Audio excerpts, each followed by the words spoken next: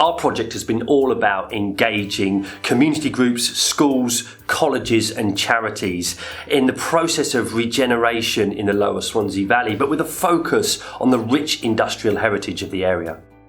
I think the work that Swansea University has been involved in with its partners in the community and the area has almost certainly raised the profile of the industrial heritage of the Lower Swansea Valley. I mean, I think everyone was aware of the fact that there were copper works there were huge slag heaps, there were wharf buildings, there were furnace houses and so on and so forth. But I think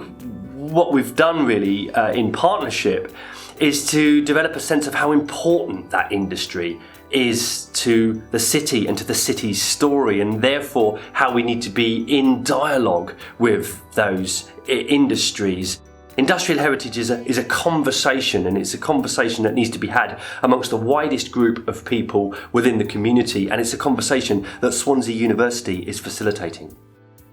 The Lower Swansea Valley is almost certainly a resource-constrained community, and it's really important with post-industrial areas across the United Kingdom to ensure that we provide the facilities for people to engage with that rich industrial past. In public bodies, we often talk about areas of multiple deprivation, but I have to say, in my experience of working with young people, with school kids and volunteers throughout the Lower Swansea Valley, there is no deprivation of spirit or enthusiasm.